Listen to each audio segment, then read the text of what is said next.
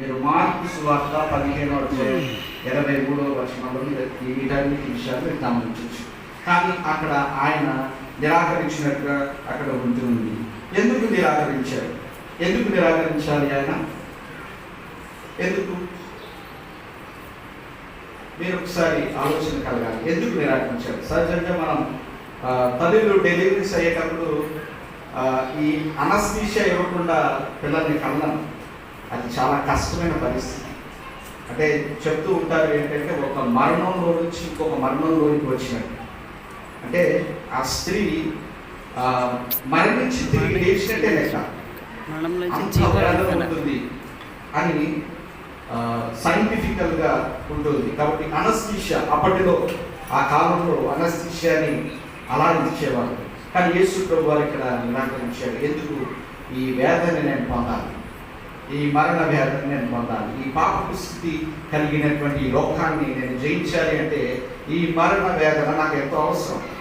కాబట్టి అందుకే ఈయన ఈ యొక్క ఈ బోధంతో తిరిగినటువంటి చేతి చరిత్రను ఆయన నిరాకరించినట్టుగా ఉంటారు. అంటే ఈ మొదటి మాటలో నేను మీకు చెప్పినట్టుగా ఈయన పరిపూర్ణ మానవుడు అని ఒక స్పష్టమైనటువంటి రుజువుని ఇక్కడ చేశారు. రెండో మాట ఏంటంటే లేఖనాలు నెరవేర్చుట. కీర్తనల గ్రంథం 22వ అధ్యాయం, బైబిల్ తిరిగేసినటువంటి వారు తిరిగేయచ్చు. కీర్తనలు 22వ అధ్యాయము 14 నుంచి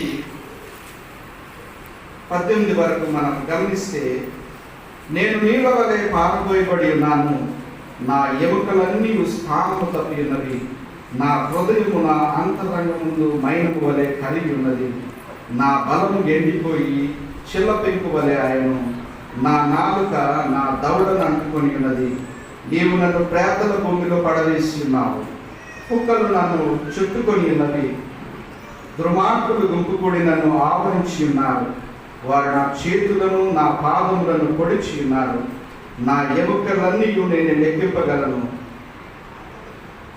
వారు నిదానించుచు నన్ను తేలి చూచుచున్నారు, నా వస్త్రములు వారు పంచుకొనిచున్నారు, నా అంగీ కొరకు చీట్లు వేయించున్నారు అని ఇక్కడ ఆల్రెడీ దావీదు తన కీర్తన 22వ కీర్తన ఇక్కడ స్పష్టంగా రాసేశాడు. ఇదే విషయం ఈ 14 నుంచి 18 వచనాలు జరిగిన విషయమే మనం 7 మాటల్లో జరిగిన ప్రొసీజర్, అంటే ఆ యొక్క ప్రయాణం అంతట్లో మీరు గమనించవచ్చు.